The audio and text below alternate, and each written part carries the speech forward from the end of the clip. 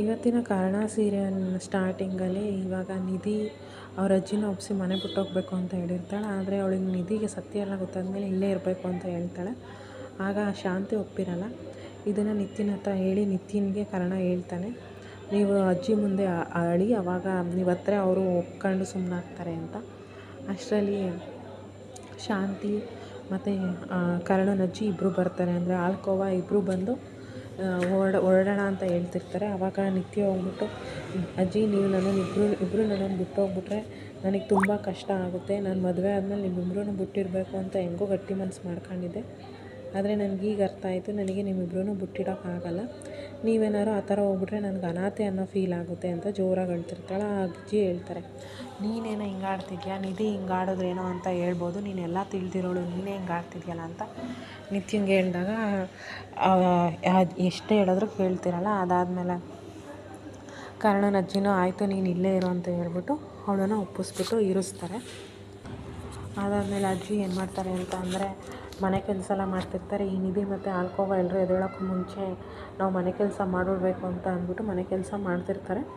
ಆದರೆ ಮನೆ ಕೆಲಸ ಮಾಡ್ಬೇಕಾದ್ರೆ ಅವಳು ಹಿಂದಿನ ದಿನ ಹೇಳಿರ್ತಾಳಲ್ಲ, ಎಲ್ಲಿಗೂ ನಾವು ಹೋಗ್ತಾ ಇದ್ದೀವಿ ಅದನ್ನು ನೆನಪು ಮಾಡ್ಕೊಂಡು ಮಾಡ್ತಾ ಇರ್ಬೇಕಾದ್ರೆ ಒಂದು ಕೂಲಿಂಗ್ ಗ್ಲಾಸ್ನ ಬೀಳಿಸ್ಬಿಡ್ತಾಳೆ.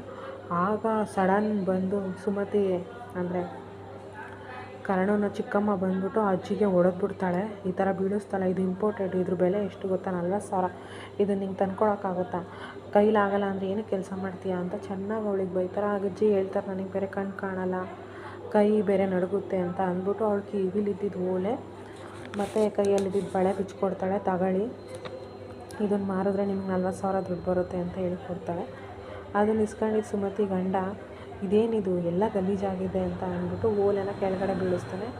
ಅವಳು ಅದನ್ನು ಎತ್ಕೊಂಡು ಒರೆಸ್ಬಿಟ್ಟು ಕೊಡ್ತಾಳೆ. ಆ ಬಳೆನೂ ಒರೆಸ್ಬಿಟ್ಟು ಕೊಡು ಅಂತ ಹೇಳ್ಬಿಟ್ಟು ಕೊಡ್ತಾರೆ. ಈ ವಿಷಯನ ಯಾರ ಹತ್ರನೂ ಹೇಳ್ಬಿಡಿ ಅಂತ ಅಜ್ಜಿ ಅವ್ರ ಹತ್ರ ರಿಕ್ವೆಸ್ಟ್ ಮಾಡ್ಕೊಳ್ತಾರೆ.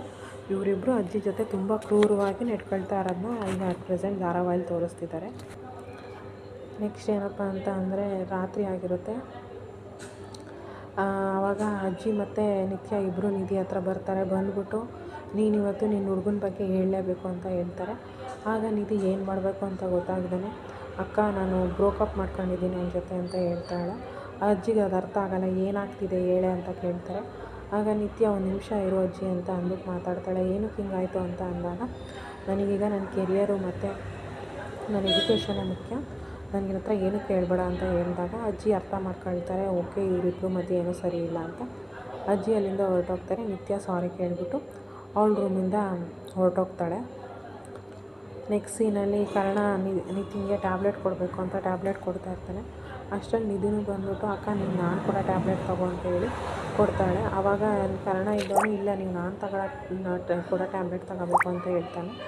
ಆಗ ನಿತ್ಯ ಇದ್ದವಳು, ಸರಿ ಆಯಿತು ಬಿಡಿ, ನೀವಿಬ್ಬರು ಕೂಡ ಟ್ಯಾಬ್ಲೆಟ್ನ ನಾನು ಒಟ್ಟಿಗೆ ತಗೊಳ್ತೀನಿ ಅಂತ ಹೇಳ್ದಾಗ, ನೀವು ಈ ಥರ ಎಲ್ಲ ಹೇಳ್ಬಾರ್ದು, ನಿಮ್ಮ ಜೊತೆ ಇನ್ನೊಬ್ಬ ಇದ್ದಾನೆ ಅಂತ ಹೇಳ್ತಾಳೆ. ಆಗ ನಿಧಿ ಇದ್ದವಳು, ಭಕ್ತ ಪ್ರಹ್ಲಾದ ಇರ್ಬೋದು ಅಂತ ಹೇಳಿದಾಗ ಕರ್ಣ ಅವನ ಮುಖ ನೋಡ್ತಾನೆ. ಆಗ ಅವಳು, ಇಲ್ಲ ಯಾಕೆ ಭಕ್ತ ಪ್ರಹ್ಲಾದನೂ ಇರ್ಬೋದು ಅಂತ ಹೇಳಿ ಕೊನೆಗೆ ಇಬ್ಬರು ಎರಡು ಮಾತ್ರೆನೂ ಅವಳಿಗೆ ನುಂಗಿಸ್ತಾರೆ. ಅಷ್ಟರಲ್ಲಿ ಅವರಿಬ್ಬರು ಮಲ್ಗಕ್ಕೆ ರೆಡಿ ಆಗ್ತಾರೆ. ನಿಧಿ ರೂಮಿಂದ ಹೊರಟೋಗ್ತಾಳೆ. ಇದೇ ಇವತ್ತಿನ ಅಪ್ಡೇಟ್.